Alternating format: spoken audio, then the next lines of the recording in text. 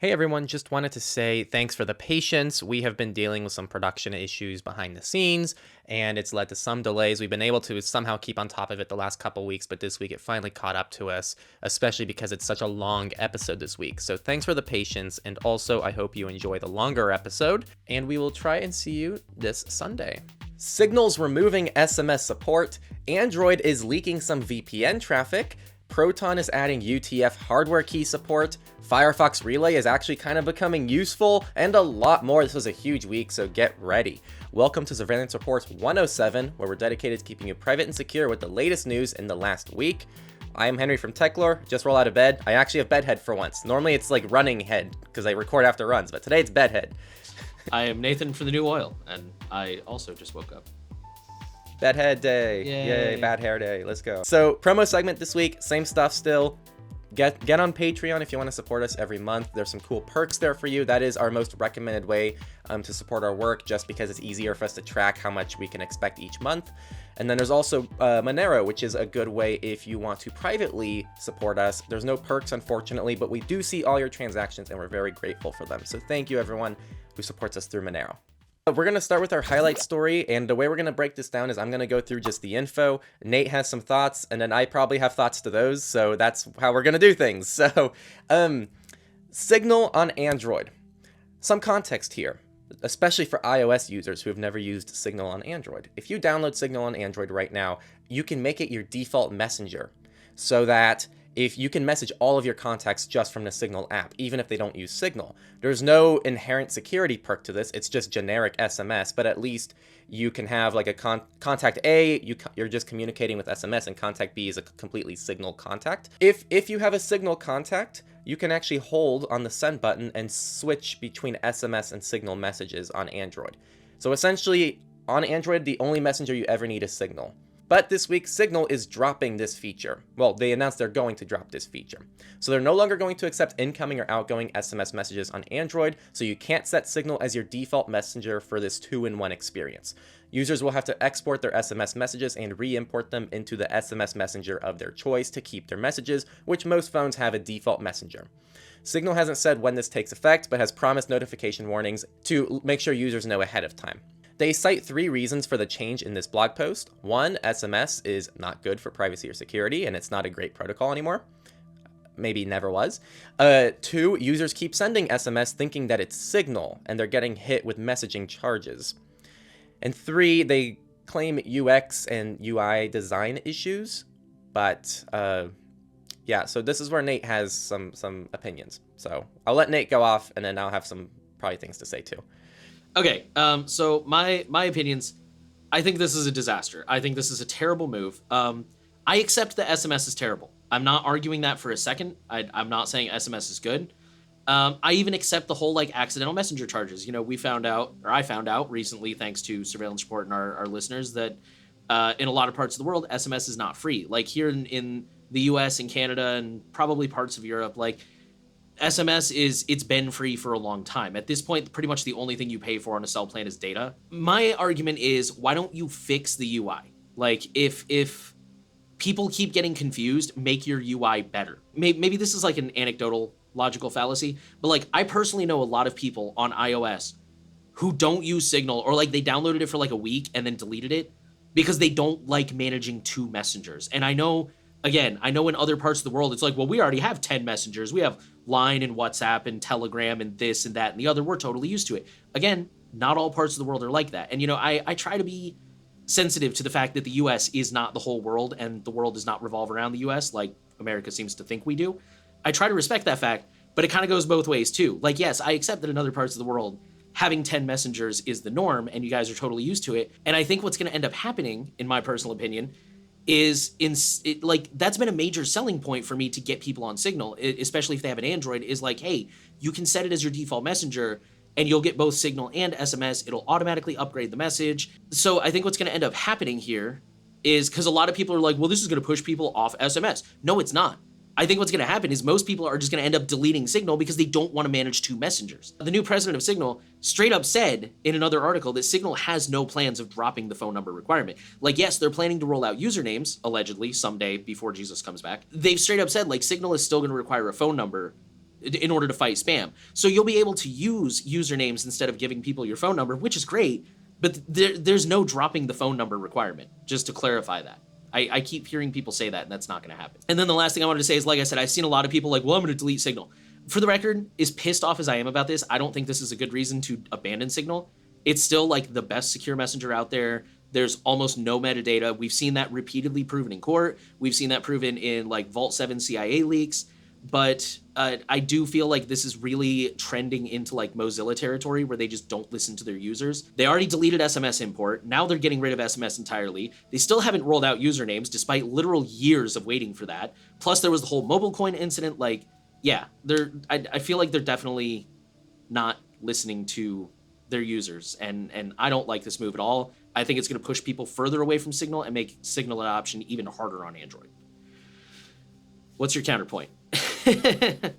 Well, no, I think you definitely bring up a lot of good points. The UI UX thing, I think, is overall an interesting point for them to make, because that is user error on their, not user error, but that's like a development error on their end. Yeah. Right? Like, if it's confusing for people, then you should have done a better job designing it. Yeah, exactly. Like iMessage, for example, I disagree with the iMessage implementation, which is done almost as a way to incentivize iMessages over SMS. I've heard that some people treat it as like a clout thing. Like if you have the blue bubbles, like you suck. You're not in the friend circle. And that's intentional design on Apple's part. So I don't think, that's why I don't agree with that. But it's very obvious when you're using the Messages app on an iPhone if it's SMS or not SMS. And it's not hard to be able to recreate that. I also like how it's a selling point to keep messages in the same place. So that is always, for me, also been a good selling point. I've like, you can just keep definitely been able to like get people more interested in Signal because of that before. Like, hey, do you use Android? And they're like, yeah, like, check it out. You can make them a 2-in-1. You don't have to have an extra app on your phone. It's exactly the same. It just has more functionality. Yeah, 100%. And the other thing, too, is that there actually are, these aren't discussed as much, but there actually are a couple perks to using even SMS on Signal. The first one is Signal. The way that Signal handles messages at rest is still better than most default SMS applications, which is a bummer that, like, now I guess you probably won't get that perk anymore. And the other thing, too, is the actual features built into Signal. Some of them carry over into SMS. So, for example, Giphy search on Signal is like everything's proxied, and like all your Giphy searches and all that stuff is done very privately. And if you're using another default messenger for SMS, like, yes, the threat model for SMS doesn't really call for this kind of stuff, but it's still cool to know that all the features around the messages are still done in a more private and secure way. And things like disappearing messages, while it's not going to delete on the other person's end, you can still enable disappearing messages on Signal for SMS. So there's little things like that I think actually are nice. It's going to be really sucky to lose those. So like those are all like the things that I'm also upset about for them removing this. Before I go into like why I think it could be a good decision, I did want to clarify the username thing, because that's a very like misunderstood thing for people.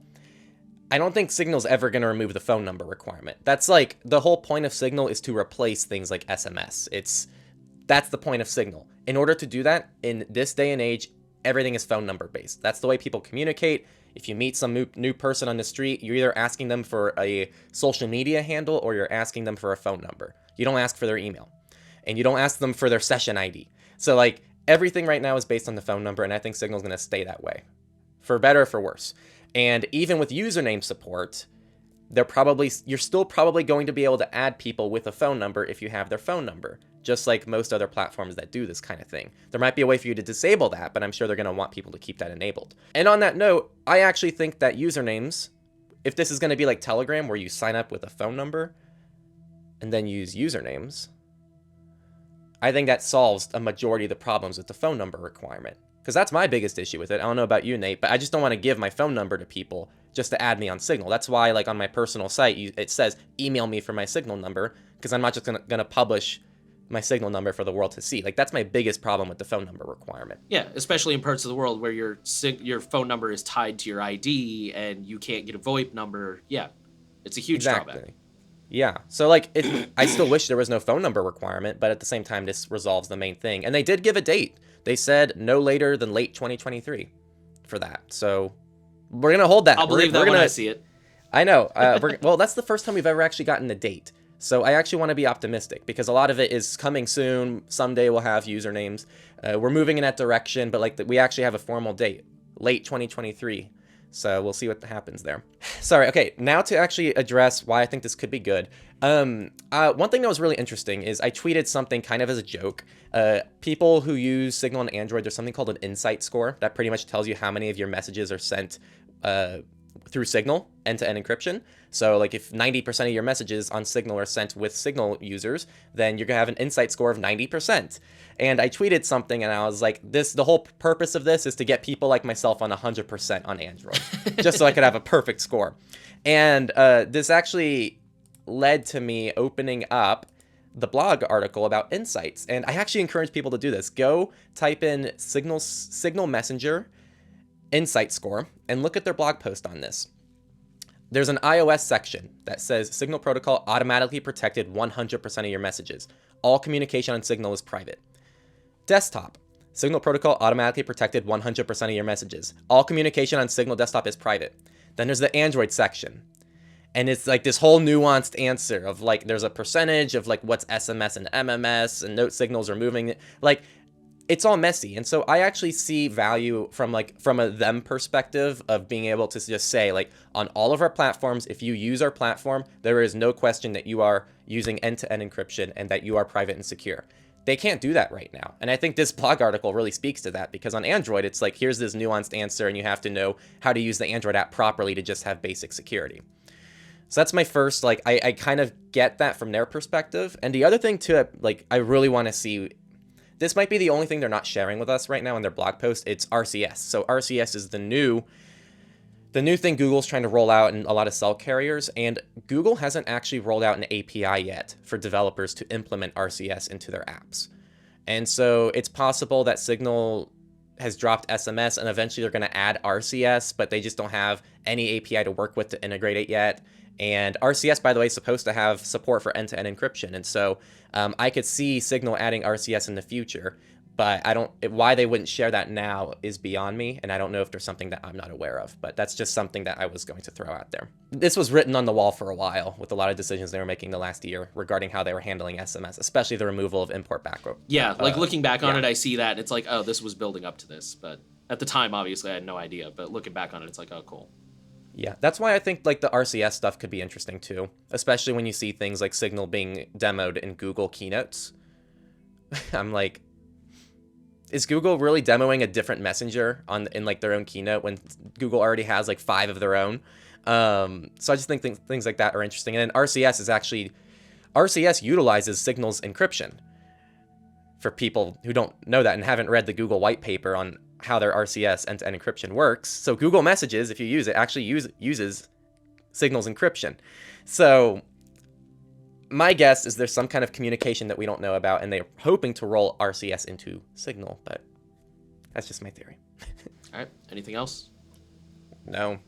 I think, no, let people definitely leave their comments because I think this is going to be a hot one. Oh, boy. I already know everyone's going to tell me I'm wrong and SMS is terrible and literally anything is an improvement over SMS, so whatever. I don't know. I feel like our audience is going to be more like, well, screw Signal just altogether for even requiring a phone number. You guys weren't hard enough on Signal.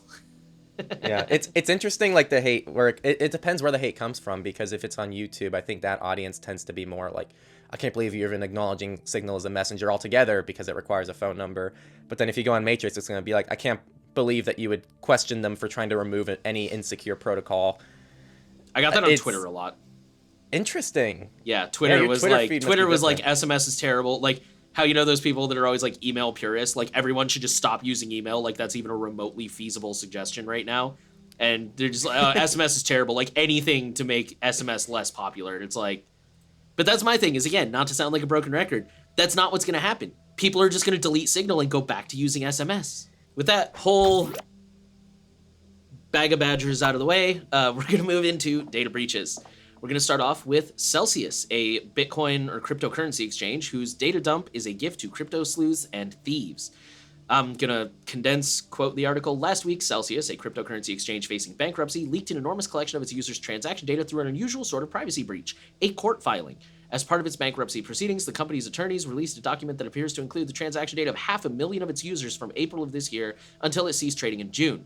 That database was briefly posted as a 14,500-page PDF to the court records website Pacer before being taken down, but not before Gizmodo copied it to the Internet Archive, where it was widely downloaded before being removed there too. The data dump includes the names and transaction details of Celsius users, along with the dates and amounts of each payment. The database doesn't include the cryptocurrency addresses that directly identify senders and recipients on cryptocurrency's blockchains, but the unique payment amounts, detailed down to more than a dozen decimal places of precision in many cases, nonetheless make it possible to match the payments to blockchain's records. All of that means the Celsius leak offers a rare gift to both professional and amateur cryptocurrency tracers, allowing them to not only see Celsius users' transactions, but also identify and trace those funds across blockchains. That could potentially open a new possibilities to identify scammers, hijackers, and any other illicit users who might have exploited Celsius as a cash-out service for ill-gotten coins, but it also opens Celsius users to exploitation by any ripoff artist or thief who comes through the data, connects it to other accounts, and identifies the cryptocurrency holdings as a ripe target. As with a lot of data breaches, we're going to see the same, phishing attempts and stuff like that. And just on a cryptocurrency specific note, this is why we don't encourage exchanges. Unfortunately, if you're trying to cash out, you don't really have a whole lot of other options. But if you're just holding on to it or trading it, we are definitely big fans of like offline wallets or things where you actually hold the coins. I didn't include it in the notes here, but there was a paragraph about how one of the reasons this went to court is because Celsius is accused of like basically ripping people off by trading money they didn't actually own. Which is, we're starting to see that a lot in the cryptocurrency space. So use offline wallets and just be careful. The blockchain is not always, usually is not hidden. People can trace it. They can follow it. So yeah. Intel has confirmed that a source code leak for the UEFI BIOS of Alder Lake CPUs, which is their 12th generation Intel Core processor, is authentic, raising cybersecurity concerns with researchers. The leak contains almost 6 gigabytes of files, source code, private keys, changelogs, and compilation tools, with the latest timestamp on the files being September 30th, 2022, likely when a hacker or insider copied the data. The leaked source code also contains numerous references to Lenovo, including code for integrations with Lenovo String Service, Lenovo Secure Suite, and Lenovo Cloud Service. Oh, I did not miss getting a new PC with all the pre-installed crap. And at this time, it is unclear whether the source code was stolen during a cyber attack or leaked by an insider. Toyota discloses a data leak after access key exposed on GitHub. We got a lot of different than usual data breaches this week. Toyota Motor Corporation is warning that customers' personal information may have been exposed after an access key was publicly available on GitHub for almost 5 years. Toyota T-Connect is the automaker's official connectivity app that allows owners of Toyota cars to link their smartphone with the vehicle's infotainment system for phone calls, music, navigation, notifications, integration, driving data, engine status, fuel consumption, and more. Toyota discovered recently that a portion of the T-Connect site source code was mistakenly published on GitHub and contained an access key to the data server that stored customer email addresses and management numbers. This made it possible for an unauthorized third party to access the details of 296,019 customers between December 2017 and September 15, 2022, when access to the repository was restricted. Customer names, credit card data, and phone numbers were not stored in that database and therefore were not exposed. At this time, there's no evidence the data was accessed, but as always, it's safer just to assume that it was. Fast Company says executive board member info was not stolen in attack. American business magazine Fast Company reached out to its executive board members this week to let them know their personal information was not stolen from the cyber attack on September 27th, which forced it to shut down its website. However, it also confirmed that the threat actor behind the attack was able to steal contributor credentials and put them up for sale online after hacking the content management system. Earlier this year, Fast Company was apparently hacked to display obscene messages due to a weak password. So not a great track record this year for this company. Australian police secret agents are exposed in a Colombian data leak. The identities of secret agents working for the Australian Federal Police Force have been exposed after cybercriminals leaked documents stolen from the Colombian government. The leak comes from a hacktivist group, well, maybe it's not fair to call them cybercriminals, but hackers, hacktivist group called Guacamaya, and includes more than 5 terabytes of classified data, including emails, documents, and methods AFP agents were using to stop drug cartels from running their businesses in Australia. Shane, don't know how to say it, owner fined about $2 million for failing to notify 39 million users of a data breach. This is from a data breach in 2018, but not one that we covered. I don't even know. Surveillance support was not around then. That was way before surveillance support. But so then, yeah, we didn't cover it. Yeah, like surveillance support came out like 2020, 2021, I think. Either way, so they're a fast fashion e-commerce platform. Their parent company, Zotop, has been fined $1.9 million for failing to properly handle the security incident. At the time, again, 39 million accounts included login credentials. So again, we share the data breaches with you to show you how prevalent this stuff is. And that is it for the week. With that, we'll move into companies. We're starting off with some news out of Google. Google has simplified sign-ins with Chrome and Android passkey support.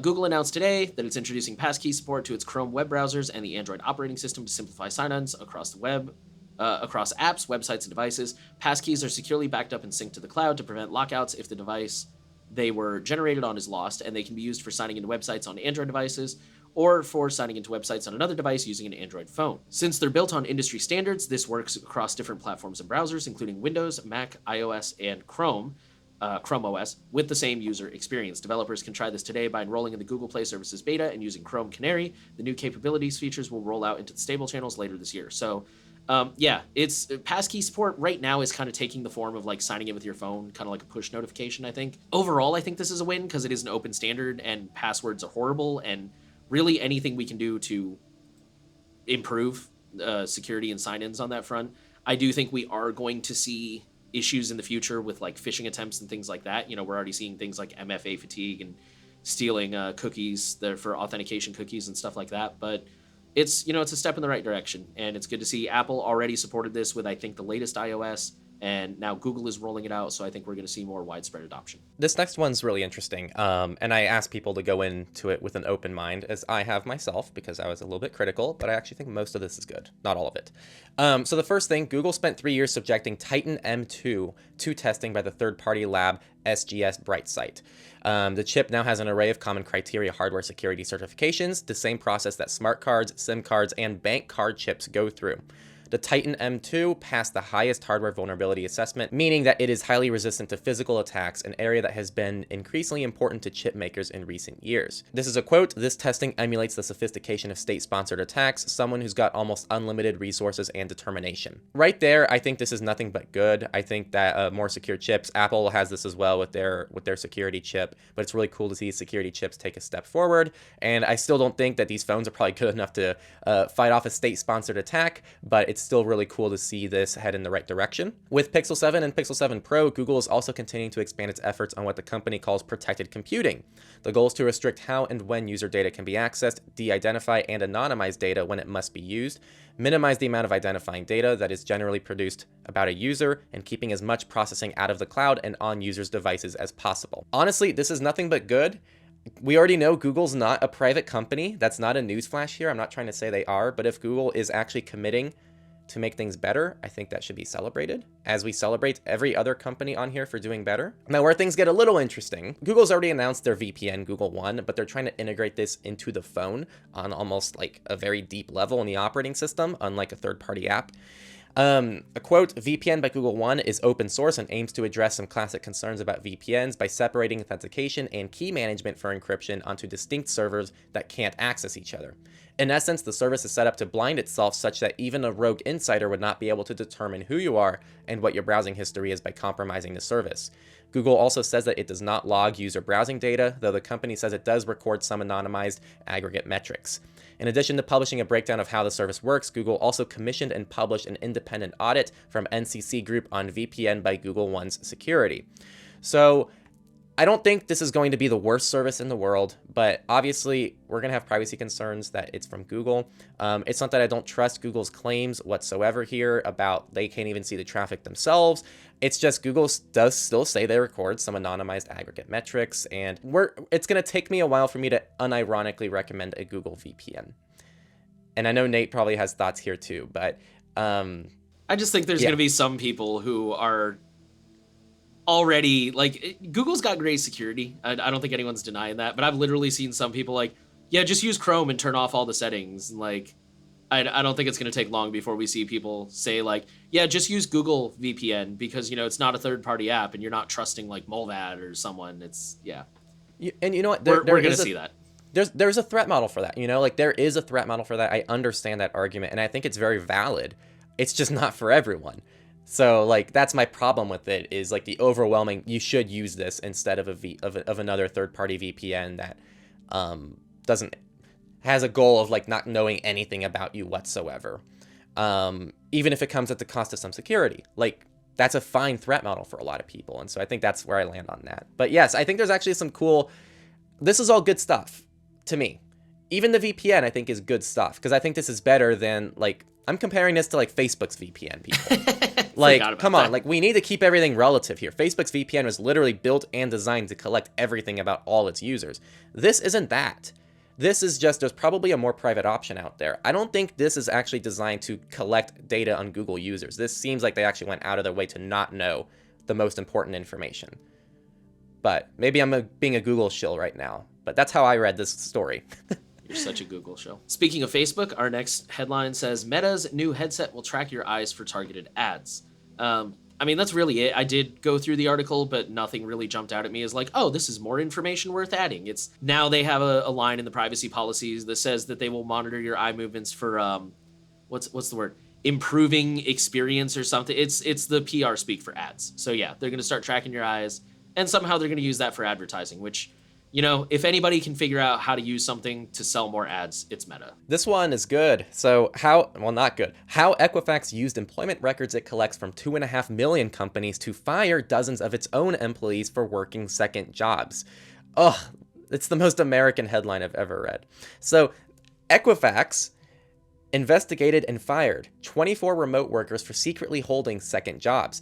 The company used The Work Number, one of its own products, to track the people's employment records. For those who don't know, Equifax is one of 3 credit bureaus in the US. Even if you don't like Equifax, they have your data. There's like almost nothing you can do to avoid being in Equifax's line of things. That's not where they got this data from, supposedly, but I'm just putting that out there as a separate note for people who aren't based in the US. To Equifax's defense, their employee manual does ban second jobs without approval, but some of these jobs are not in the same field and therefore not applicable under non-competes, so it seems like they were being a little heavy-handed. This is a good quote from the CEO. We expect our team to be fully dedicated to Equifax and have one role, their job at Equifax. So, I don't know. For people who still work at Equifax, my heart goes out to you. And it's just a crazy story to me. I can't believe that's even legal. But all right, the next headline says companies in the UK are mining users' personal data to place billboard ads. Companies in the UK are collecting data from millions of phones to decide which advertisements to show on billboards in locations all around Britain, according to a new investigation by Big Brother Watch, which is a London-based civil liberties group known for confronting public surveillance issues. The article, for the most part, the article is just kind of one of those how did we get here articles. So when you read it, they'll talk about like other forms of facial recognition and AI that are already in use, which I actually didn't know about. For example, they talk about how like some cameras will not necessarily recognize who you are, but they will recognize, for example, I'm a white male with tattoos and a wedding ring and, you know, like wearing a button-down shirt, and they'll make guesses about like, okay, this is probably what he's into, and then they'll figure out my phone. Somehow they figure out what phone I've got on me, and they'll send ads to that phone, which is super creepy and messed up. So yeah, this is, for that alone, this is worth reading because it's really fascinating stuff how they got here. And, you know, not conspiracy theories, like they talk about the company behind it. They've contacted the company and all this kind of stuff. So yeah, it is getting, you know, I'm just going to become a shut-in. I'm just going to become a shut-in and like have everything delivered using fake names and VPNs. That's my new privacy strategy. You're just describing my life. All right, we're going to go into research. And first, this is an interesting story because we covered the iOS VPN leaks a while ago. And so this is kind of, it's not quite the same problem, but similar issue. Android leaks connectivity check traffic. This comes from Molvad. So Molvad did some research on this, and they published this for the world to see. There's an ongoing security audit of their app that identified that Android leaks certain traffic, which VPN services cannot prevent. We researched the reported leak and concluded that Android sends connectivity checks outside of the VPN tunnel. It does this every time the device connects to a Wi-Fi network, even when the block connections without VPN setting is enabled. For those on Android kind of has almost like a kill switch type of thing. It's not actually a kill switch, but pretty much it blocks any kind of connections without a VPN. It's a whole feature you can enable, and we normally recommend enabling that. But it's worth outlining that even with that enabled, this still happened. So here's a quote: even if you are fine with some traffic going outside the VPN tunnel, we think the name of the setting, block connections without VPN, and Android's documentation around it is misleading. The impression a user gets is that no traffic will leave the phone except through the VPN, which is exactly how it's worded. Due to this, they have reported another issue, which is they are suggesting improving the Android documentation regarding this problem. Just so people know, this isn't, I personally don't see this as inherently a huge privacy and security risk. This is just kind of something that has to happen in order for the internet to work on mobile devices. There is one ROM, if you want to read the article, that I'm not going to say their name, but if you use that ROM, you are already fine. And for all other ROMs and any other phone that supports ADB commands, you can actually run an ADB command, which I'll also leave in a description, so that you can pretty much turn off that check, and that will not happen on your phone. And so you will more or less have, you should have all connections on your phone go through your VPN. This is different from the iOS situation where Apple seems to be purposefully giving themselves a pass on their applications to not go through a VPN tunnel. This is more like, okay, in order for the operating system to work properly, there's this one check we need to do, and it doesn't make sense to do that through a VPN tunnel. But either way, I agree with Molvad's stance on this, which is like they need to improve the documentation and not have a misleading feature. Speaking of the iOS VPN thing, we have an update on that. The headline says iOS 16 VPN tunnels leak data even when lockdown mode is enabled. Quick quote from the article: iOS 16 communicates with select Apple services outside an active VPN tunnel and leaks DNS requests. So we already knew that Apple was doing this, like Henry said. The only real update here is that we now know that lockdown mode is equally affected, which is kind of messed up because Apple explicitly said that lockdown mode is supposed to be for high threat model people like journalists and political activists and stuff like that. Just if anyone was wondering, lockdown mode, we still think you should enable it when you can because it helps make those people less fingerprintable, but unfortunately it is victim to the same flaws that Apple does not seem to care about. Thermal cameras and AI can be used to crack passwords, study warns. Heat from people's fingertips can be detected in recently used keyboards, and when thermal images were combined with the help of artificial intelligence, informed guesses of what the password could be were made by a tool developed by researchers at the University of Glasgow. Some 86% of passwords were cracked when thermal images were taken within 20 seconds of typing in the secret code and put through their thermosecure system, and 76% when within 30 seconds. Success dropped to 62% after 60 seconds of entry. They also found that within 20 seconds, the system was capable of successfully attacking even long passwords of 16 characters with a rate of up to 67% correct attempts. As passwords grew shorter, success rates increased. 12-symbol passwords were guessed up to 82% of the time, 8-symbol passwords up to 93% of the time, and 6-symbol passwords were successful 100% of attempts. They said to use longer passwords whenever possible, but those were more difficult to guess accurately. And backlit keyboards also produce more heat, making accurate thermal readings more challenging. So a backlit keyboard with PBT plastics could be inherently more secure, he said. Finally, users can help make their devices and keyboards more secure by adopting alternative authentication methods like fingerprint or facial recognition, which mitigate many of the risks of thermal attacks. I want to outline here, this is not a realistic attack you should expect to see in your life. The amount of setup and ability to pull this off, someone can just look over your shoulder and watch you type your password. This is all just hypothetical stuff to throw your way. And obviously they're going to give security advice from the context of the attack, which is fingerprint and facial recognition, but then also fingerprint facial recognition is less secure in other ways. So that's just the context of this research. They're giving advice based on the context of the research before people get angry at the researchers for doing their job. All right, our next research article says, can AI's recommendations be less insidious? And I think they mean that in a genuine way, not a sarcastic way. I actually copied like half of the article in notes here, but I'm going to try to sum this up. So basically, this is really complex. Feel free to go ahead and read the article if you want to know more about their methodology and stuff.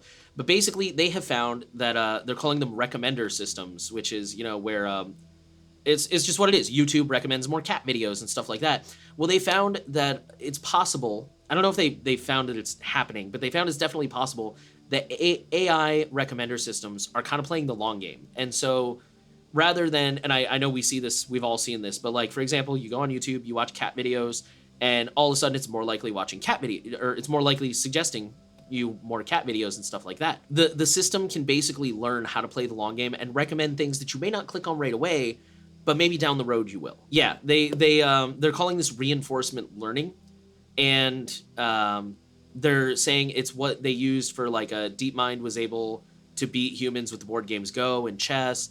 And it's basically just like taking machine learning and pattern recognition and recommendations to the next level. So they basically performed this experiment to see like how effective is this? Is it actually feasible?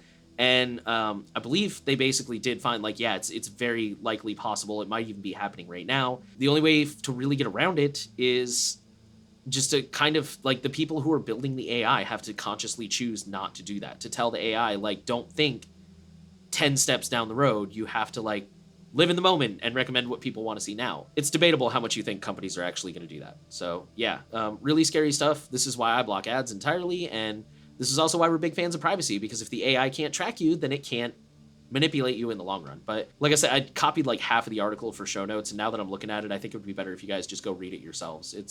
It's not crazy complicated. It's easy to understand. It's just a lot to read, but it's worth the read. With that, we'll move into the politics section, and we're going to start off with a story that says police are using DNA to generate 3D images of suspects they've never seen.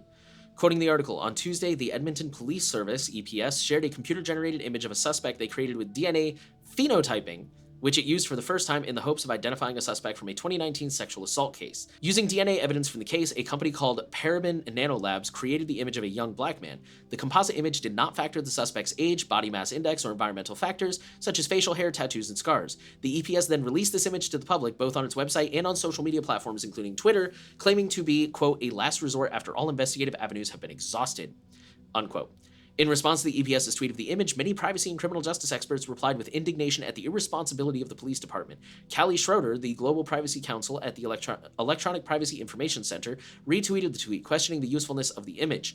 Quote, even if it is a new piece of information, what are you going to do with this? Question every approximately 5'4" black male you see? This is not a suggestion. Absolutely do not do that.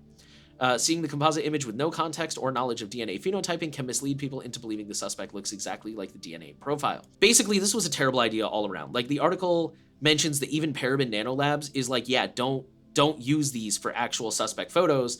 Like, they're designed to give you some possibilities of what a suspect might look like. It's really just guesswork, to be totally honest. Like, if all you found was the DNA, then it could tell you a little bit. It's like 23andMe for police. Like, it could tell you genetically where the person is from, but there's absolutely no context at all regarding like they said, like facial hair. The article actually goes on to show from Paraben Labs several photos of like, here's what the AI generated and here's what the person actually looked like, and they're completely different. Like, there's one where he's like a young white male, he's like clean shaven, I think he's got like short hair or something, and then the actual suspect is like this old dude with like a beard. First court in California suppresses evidence from overboard geofence warrant. So a California trial court has held a geofence warrant issued to the San Francisco Police Department violated the Fourth Amendment and California's landmark electronic communications privacy law. The court suppressed evidence stemming from the warrant, becoming the first court in California to do so. The case is People v. Dawes and involved a 2018 burglary in a residential neighborhood. Private surveillance cameras recorded the burglary, but the suspects were difficult to identify from the footage. Police didn't have a suspect, so they turned to a geofence warrant. And then on the topic of police again, an ex-Louisville, how do you guys say it? Lowville? An ex-Lowville police officer used law enforcement tech to help hack sexually explicit photos from women. A former Lowville Metro Police Department officer used law enforcement technology as part of a scheme that involved hacking the Snapchat accounts of young women and using sexually explicit photos and videos they had taken to extort them. Brian Wilson, because I'm always down to call out people who are behaving poorly, used his law enforcement access to Accruent, I don't know, a powerful data combining software used by police departments to assist in investigations to obtain information about potential victims. He would then share that information with a hacker who would hack into private Snapchat accounts to obtain sexually explicit photos and videos. If sexually explicit material was obtained, Wilson would then contact the women, threatening to post the photos and videos online and share them with friends, family, employer, and coworkers unless more sexually explicit material was provided to him. My big takeaway from this story was that rogue employees can happen anywhere. Like, even if you're one of those people who thinks that like most cops are good and there's just a few bad apples, like, there's the few bad apples, man, and they can do really, really a lot of damage. And this was a cross-platform thing. This was the police department, this was Accruent, this was Snapchat. So like, really, that's why end-to-end encryption is so important. It's best not to give people that opportunity in the first place. On my website, I mentioned how the threat model that I cater to is just kind of the average, everyday, like, general data collection, automated stuff. I don't focus on any targeted stuff or targeted hacking.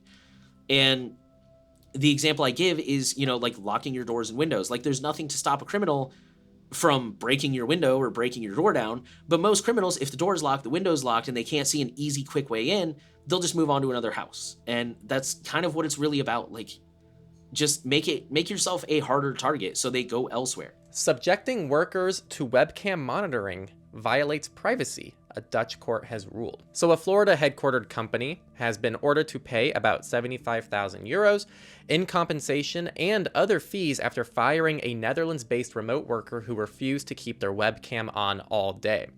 In a decision published last week, the court ruled that there was not sufficient reasons to dismiss the employee. There has been no evidence of a refusal to work. It added that instruction to leave the camera on is contrary to the employee's right to respect for his private life, and that the dismissal was not legally valid. Specifically, the court cites Article 8 of the European Convention on Human Rights, which grants citizens the right to respect for privacy and family life. As TechCrunch notes, firing an employee for not turning their webcam on may be more palatable in an at-will jurisdiction like Florida, but it seems employees under the jurisdiction of the ECHR, which is the European Convention on Human Rights, have a lot more protections, which is a blow to people who argue laws are pointless, because they are not pointless. And I wish we had laws like these in the US, personally. Okay, this next story is just kind of a little creepy. Let me go ahead and quote the article. It says, this Danish political party is led by an AI. The Synthetic Party, a new Danish political party with an artificially intelligent representative and politics derived from AI, is eyeing a seat in parliament as it hopes to run in the country's November general election. The party was founded in May by the artist collective Computer Lars and the nonprofit art and tech organization Mind Future Foundation. The Synthetic Party's public face and figurehead is the AI chatbot Leader Lars, which is programmed on the policies of Danish fringe parties since 1970 and is meant to represent the values of the 20% of Danes who do not vote in the election. Leader Lars is an AI chatbot that people can speak with on Discord. You can address Leader Lars by beginning your sentences with an exclamation point. The AI understands English but writes back to you in Danish. As people from Denmark and also people around the globe are interacting with AI, they submit new perspectives and new textual information, where we collect data in a dataset that will go into the fine-tuning. So that way you are partly developing the AI every time you interact with it. Some of the policies that the Synthetic Party is proposing include establishing a universal basic income of 100,000 Danish kroner per month, which is equivalent to about $13,700, and is over double the Danish average salary. Another proposed policy change is to create a jointly owned internet and IT sector in the government that is on par with other public institutions. So here's this last paragraph here. AI has not been addressed properly within a democratic setting before. When it does get talked about, it's in the context of regulations. This comes from Stones, who is one of the artists behind this. When it does get talked about, it's in the context of regulations, but Stonis doesn't believe that governments can possibly regulate the technology's development, so we try to change the theme to show that through artistic means and through humans curating them, artificial intelligence can actually be addressed within democracy and be held accountable for what it does and how it proceeds. So I think this is more of an art project. I don't think they're actually intending to win any seats. I think they're trying to bring awareness. And honestly, that last paragraph, like I think, and I don't think this is a particularly hot take, I think you guys would agree with me that these are very important questions that need to be addressed about the role of AI in humanity and who does it answer to and who is it responsible for and how do we hold it accountable and things like that. So, like I said, I think this is more of an art experiment, but it's definitely a really interesting thought experiment. Indian government has been sued over the VPN logging orders. This is an update to something that's been unfolding, which is the Indian government has been trying to force VPN providers to keep logs. This lawsuit argues that the order from India's Computer Emergency Response Team not only defeats the point of VPNs altogether, but also contradicts legal precedents protecting online privacy and violates the country's constitutionally protected business rights. This case goes to court December 9th, so stay subscribed. Staying in India, the court has dismissed pleas challenging a CCI probe into WhatsApp's privacy policy. Title says most everything. The Competition Commission of India, which is the CCI, is investigating WhatsApp's privacy policy. Apparently that whole investigation is still going on. And Meta tried to get the case thrown out, and they failed. They were not able to get the case thrown out, so the investigation is going forward. Not a whole lot of story there, but just a little update to let you guys know. And our final political story, SIM card registration law signed amid privacy concerns, and this is from the Philippines. Quoting the article, we will soon be able to provide law enforcement agencies the tools needed to resolve crimes perpetrated with the use of these SIM cards, as well as providing a strong deterrence against the commission of wrongdoing. A lot of assumptions there. I'm not going to dive too far into that one. I'm sure many people listening already have similar thoughts regarding that quote. Local telecom companies, however, have called for the ramping up of the national ID system rollout and more time to prepare for the law's implementation, which makes sense since a lot of these companies are running on very old technology. And here's a quote from Globe Telecom Incorporated. Our position has been clear from the beginning. A national ID system must be in place to ensure the safe and successful implementation of this new law. So if you're in the Philippines, this is very unfortunate news. Hopefully we'll see some kind of way to acquire phone numbers, maybe VoIP services that doesn't require KYC, know your customer laws, but it's unclear yet what that's going to look like. So it's unfortunate because this doesn't have to be the only way they deal with spam and law enforcement issues. So without going too far into it, very unfortunate. And now we're going to move into the FOSS section. Okay. Proton.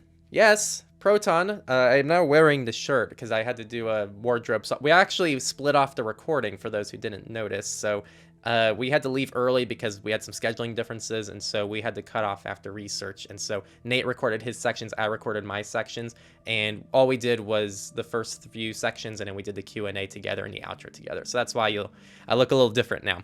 But Proton finally works with YubiKeys and hardware tokens, UTF. I set this up. Nate said he was going to set it up, and it worked fine. You can add multiple hardware keys, which is the most important thing I look for, because some services only allow you to add one, which I am not a fan of because you should always have two. One is a backup. This is not supported on mobile apps, so that is kind of an unfortunate downside to all of this. And also, you have to keep... Here's my gripe. So first, this is great. I'm surprised it took them this long to get it because this is super important nowadays for security.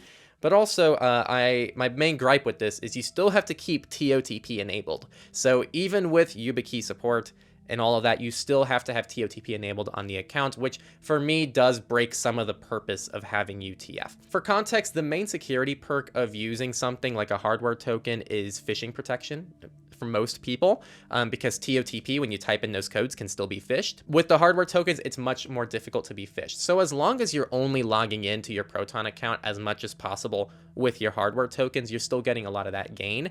So just avoid using TOTP, even though you have to still have it enabled.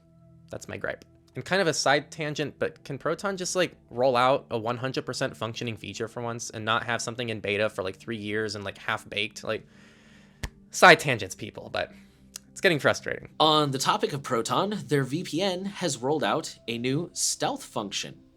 So they are calling this stealth. Quoting the article, stealth uses obfuscation to hide your VPN connection from sensors. The general idea is to make VPN traffic look like quote-unquote normal traffic or common HTTPS traffic. Stealth does this by obfuscating TLS tunneling over TCP. This is different from most popular VPN protocols that typically use UDP, making them easier to detect and block. Without going into too much detail, stealth also establishes VPN connections in a specific and unique way that avoids alerting internet filters. They're saying it should still be just as fast as any other protocol. You probably don't need it unless you're in an area where your internet is being censored, like Iran, for example, or China. And if I remember, I forgot to put it in the notes, but if I remember correctly, it is available on Mac, Windows, Android, and iOS, but not Linux yet. But I think they said they're working on Linux, so hopefully that'll come out soon. All right, the last two FOSS articles are very exciting. So the first one, protect your privacy and your phone number with Firefox Relay. Okay, I've always been kind of critical of Firefox Relay because frankly, it's not that useful compared to tools like Anon Addy and Simple Login. But this phone number thing is pretty nifty. For about $48 a year, you can reply to texts but not initiate them with this Firefox Relay phone number aliasing service. The wording on this article seems to suggest you can have multiple numbers, but the FAQ says only one, so it's a bit unclear how this works. Both Nate and I have not tested this out yet, but we both need to. But the feature looks pretty cool, and it could make it a lot easier to have phone number aliasing set up. All for a pretty affordable price, too. So I'm excited to try this out, and I'm sure you'll hear from both of us how it is coming soon. And the final open source story, VirtualBox. For those who don't know, VirtualBox is emulation software. So if you are running a Windows computer and you want to try Linux, you can just download VirtualBox, download a Linux ISO, load it into VirtualBox, and just quickly boot up Linux. VirtualBox 7.0 adds their first ARM Mac client, which is a huge deal, by the way. For those who don't know, Apple has moved over to completely ARM-based chips, and so running VirtualBox previously was pretty rough because everything was VirtualBox was emulating. VirtualBox itself was emulated, and VirtualBox is an emulator for other operating systems. So as you can tell, this kind of isn't great. VirtualBox also has added full encryption as well as Windows 11 TPM. So for TPM, this is big news because this now supports Secure Boot for TPM 1.2 and 2.0 for those for those trying to set up a Windows 11 virtual machine, which previously required some crazy registry hacks to make happen. And also regarding the encryption, VirtualBox has always supported the encryption of the virtual machine itself, but now you can encrypt everything related to the VM, including the logs, save states, and other files tied to the virtual machine, which is really awesome. Regarding the ARM Mac client, this is only for the developer preview, so this is not in public yet, but it should be soon. With that, we will move into Misfits, and we're going to start off with one that is interesting. I don't really know if I have thoughts on this one. I think it's just really interesting and kind of something people should be aware of. The headline says, Hurricane Ian destroyed their homes, algorithms sent them money. Quoting the article, nearly 3,500 residents of Collier, Charlotte, and Lee counties received a push notification on their smartphones offering $700 cash assistance, no questions asked. A Google algorithm deployed in partnership with nonprofit Give Directly had estimated from satellite images that those people lived in badly damaged neighborhoods and needed some help. This is the first time Give Directly has used this technology in the US, but it previously tested a similar idea in Togo in the months after the pandemic crippled the world's economy. There, households were offered aid based on signs of poverty detected by image algorithms from researchers at UC Berkeley and clues from cell phone bills. The AI targeted one of the area's food stamp payment apps. Some of these users, or all of these users who were offered this money, they downloaded, I think it's called Provider. It's like the county's food stamp app that allows you to see how much money you've got and stuff like that. So yeah, I don't know. I think this is an interesting thought. I don't know if it's good or bad. The article acknowledges that there are questions about like the execution. Like, for example, there's a lot of people that could probably use some financial assistance right now that may not necessarily be on food stamps. There's also just a lot of questions about the data. What is this app? It sounds like this app is from the city or the state. So why are they sharing data? Although, longtime listeners know that's kind of par for the course, unfortunately. I don't know. It's a really complicated thing, but it's interesting, and I just thought it was something you guys should be aware of. Users, yes, you, me, everyone apparently, are building their own AI-powered alternatives to Amazon's Ring cameras.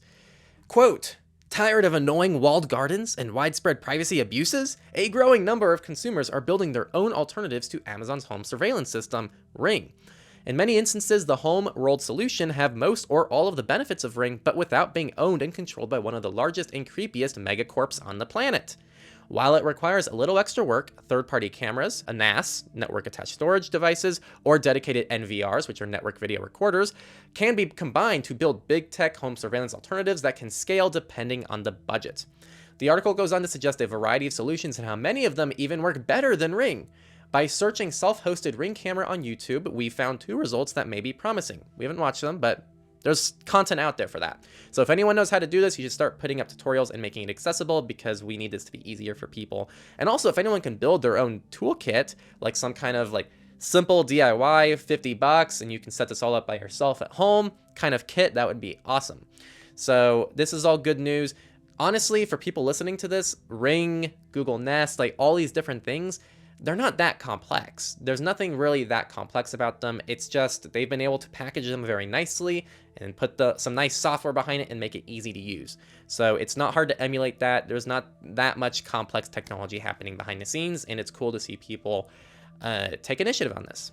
Okay, our next story is a little longer. It says your boss can monitor your activities without special software, and I think a lot of our longtime listeners know this already. So basically, with the rise of surveillance software at work, the productivity software to make sure that you're working all the time and always typing and always doing things because God forbid you should be reading an email or taking a bathroom break. This article is basically just pointing out, like, even if your boss is not using one of those productivity softwares, a lot of common workplace apps still give them a lot of insight that they can use to piece together. So I'm going to quote the article. Commonly used network-connected apps such as Zoom, Slack, and Microsoft Office give managers the ability to find everything from the number of video meetings in which you've actively participated to how much you chatted online with coworkers and the number of documents you saved to the cloud. The issue gets messier if managers use data from apps meant to aid employees with stress, time management, and well-being to determine an individual's future at their workplace. On Microsoft 365, an account administrator can pull data, though it may not be easy and would be tracked in compliance logs, on how many emails workers sent, how many files they saved on a shared drive, how many messages they sent, as well as video meetings they participated in on the messaging and video tool, Microsoft Teams. Google Workplace, Google's suite of work tools, allows administrators for security and audit purposes to see how many emails users sent and received, how many files they saved and accessed on Google Drive, and when a user started a meeting, from where they joined meetings, who was in a meeting, etc. Select administrators on both services can access the content of emails and calendar items. On paid Slack accounts, managers can see how many days users have been active and how many messages they've sent over a set period of time. Zoom allows account administrators to see how many meetings users have participated in, the length of the meetings, and whether users enabled their camera and microphone during them. And if employees have a company-issued smartphone or use office badges or tech that requires them to sign in at the office, managers can track phone usage and office attendance. Getting a snapshot of a worker's digital day becomes even easier if workers are using the same suite of products for all activities, but even without it, employers can use third-party tools to compile data from various digital services. Less obvious ways employers might monitor workers without surveillance software is by checking local Wi-Fi network logs and security cameras, unquote. Yeah, again, this is just a reminder that metadata tells a lot, and you need to be aware of that kind of stuff. I don't think we're encouraging you to like slack off on your work hours or take advantage of your boss's trust or anything like that, but just to be aware, like even if they're not downloading any special software, they still have ways of tracking you, and always be aware of that. It's a form of metadata, really. That's my takeaway from this is just kind of like metadata. Even without the content, even without special tools, a lot is given away there. Last two stories of the week. The first one, how to protect yourself. This is for the students out there. How to protect yourself if your school uses surveillance technology.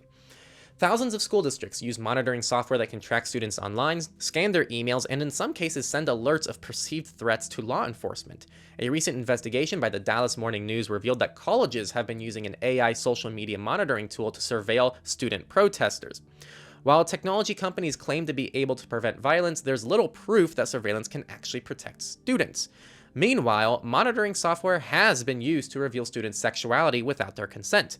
Low-income, Black, and Hispanic students are also disproportionately exposed to surveillance and discipline. The article then goes on to describe some defenses, like specific questions to ask the school, like how is student data secured, or where can students and parents report violation of privacy, or how much of the budget is used for this tech. The answers might surprise you. Based on both of our experiences, this will be a royal pain in the ass to get answers to, but it can be worth it. In short, if you're a student, just kind of assume you're being watched even after school, at least anything that can be directly or indirectly tied to you via a school account, and get involved with other parents and students to pressure the schools and districts into change. I have no issue getting on a personal soapbox here that we proceed to invest in surveillance technology while not paying teachers enough or having enough resources or budgeting for students. So I love it here. I love it. And the final story of the week before our Q&A section, upcoming Call of Duty has annoying phone number verification requirements, and this is a continuation of that other recent game. Was it Overwatch? I don't even know games anymore, people, but there was a recent game going through the phone number issue, which had a partial win because you ended up still needing to use a phone number for new registrations. But Call of Duty Modern Warfare 2 will now require players to register with phone numbers on battle.net to play the game in order to make players responsible for their actions. The game is set for release later this month on October 28th. It's a repeat. Oh, here, it's already in the notes. I was right. It's Overwatch 2. It's a repeat of that practice. And the phone verification system, which Activision Blizzard calls SMS Protect, is meant to cut down on toxic behavior from players, preventing them from creating endless new accounts to evade bans or to cheat. They say limiting the number of free accounts that a single person can create helps keep players accountable for their actions and, in turn, reduces toxicity and cheating and ensures a positive community experience for all players. Mobile phones with prepaid plans may not work with the phone verification system. That's a direct quote from the article. So they are trying to crack down on other alternatives that many of us might go to bypass having to use your real phone number. So this is not great news. I hope that, this is the gaming industry moving that direction. I just hope that we don't see more things moving to the phone number requirements because in an ideal world, less things dependent on the phone number is the ideal. First Q&A section is from Anon Patron. I don't know why I said it that way. Anon Patron. And they say, I know there is a lot of FUD and fear-mongering, man, I can't say words today, in the security privacy space, and it's best not to get all information from a single source. Love that. Same goes for us. We shouldn't be your only source. So my question for you guys is, who are some other good YouTubers that you recommend for learning more about privacy and security? But just as importantly, are there any names you would throw out to avoid? Because in your opinion, they spread more fear and paranoia than actual good advice. I'll go ahead and take most of the heat on this one. I'm not going to name names of people to avoid, just to avoid issues. But people that I recommend on the Techlore side of things, if you go to our channel, I'm gonna type it in. YouTube got handles now. It's not actually anything different. But if you go to youtube.com/Techlore and you click the channels tab, you're gonna see who we're subscribed to. And those are generally the people that I'm big fans of, that I think are overall spreading like information. Like, we don't agree with everything they put out. I don't even agree with everything that Nate puts out. I find most of what Nate's out terrible, actually. I'm just kidding. How it is. But and like, so I know Nate the last dual surveillance report. I'm kidding. I know Nate doesn't agree with everything we do. I know Nate's probably still mad that we shut down our Matrix community. I am actually. Good call. So we don't all agree back here, but behind the scenes there are people who like very much are willing to like set most stuff aside to still like bring things together. Not everyone has done that, and that's fine. Like, it's totally cool. So yeah, that's where I would push people to. Also, our website resources, techlore.tech/resources, has external resources on the bottom too of other people that you can look into. My answer's kind of the same as yours. I don't really want to name names just because I don't want to start any drama. I would say, I will say to look out for people who say like, trust me, like only listen to me, don't listen to other people. I will say personally, I recently joined, well, no, it's been a couple months now, but I joined a couple of specific Matrix communities because I wanted to see firsthand. They're always accusing the other people of being the worst, and I wanted to see firsthand. I think that's a great way to go, to be totally honest. Like, go watch somebody, vet their advice. Like, don't. And that's the thing. Like, when we vet these people, we're not doing anything different than you guys are. We're going and we're watching their videos and we're saying like, okay, does that make sense? Does that contradict any known research? Let me fact check this. Let me see what they're saying. Let me look for any red flags. I'm really bad about updating my YouTube things, but I also on YouTube, I have a list of other channels that I follow that is publicly visible. On my website, I have a list of resources. thenewOil.org/links has like a list of books, documentaries, YouTubers, stuff like that. I do have a few that I'm still currently vetting that I don't think I've added yet. The Linux Experiment is a good one that I don't know if I've added yet. I like him. Yeah, he's great. He's so funny. I like him. Yeah, great personality. He's one of the people subscribed to on the Techlore side of things, if you look at our channel's page. And like, from a YouTuber's perspective, like, he's nailed like the personality of it. Like, he just seems like himself, and that's something I really struggle with. So it's so cool to see that. Yeah, he's great. Okay, our second question comes from a Fox in the Woods, who is asking about a service called BlackRock, specifically their program called Aladdin. I'm not going to lie, I suck. We've actually been working late all week at my day job, so I'm super behind on all my work. I didn't really get a chance to look into this too in depth. I did try to do a little bit of research right before we recorded. BlackRock is apparently like one of the largest... what would you call them? Like financial management services in the world.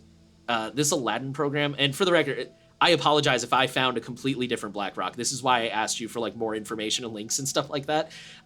Their Aladdin program handled something like 7% of all the world's like management funds last year. No, in 2013. So, and that was to the tune of like a couple $1 trillion. So, there's definitely got to be some kind of data collection involved in there.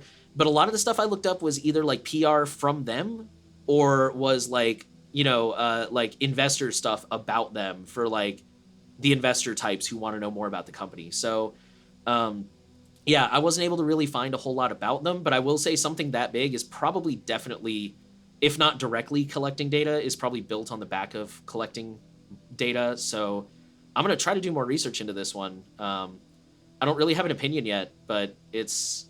And our last question comes from Impy, who says, in regards to browser uniqueness, I'm aware adding extensions to your browsers can make it easier to fingerprint you. This is two questions, by the way. First one, I'm aware that adding extensions to your browser makes it easier to fingerprint you. I was wondering if this is also true for browsers having bookmarks. Somebody brought this up to me quite a while ago, actually, and I remember looking into it. As far as I could tell, that is not the case. No, it's not a thing. Even... Okay, that's what I thought. Even the Tor browser, I believe, has like documentation regarding about how it's like safe to add bookmarks. Yeah, how like bookmarks are. There's no way for websites to be able to access your bookmarks that I'm aware of. So okay, cool. Yeah. I was just gonna say like my research was not super scientific. So cool. Yeah, no, that's not a thing as far as we know. Okay, the second part of the question.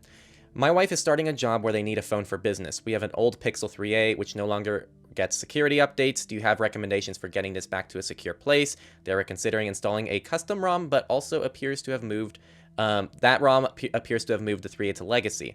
Do we just need to bite the bullet and get a more modern phone? We wanted to keep using it since it still works perfectly, and it would just be e-waste otherwise. First, I'm just going to rant that I absolutely despise how the 3-year thing was ever a thing. I think it really depends on what you're doing, because I think people's first reaction is, oh my god, there's no more security updates, I gotta like drop it. And I do agree with that sentiment. If it's like your daily driver phone, once something stops getting security updates, I think it's time to let it go. With that said, there are some things that a phone that doesn't have updates anymore can still do.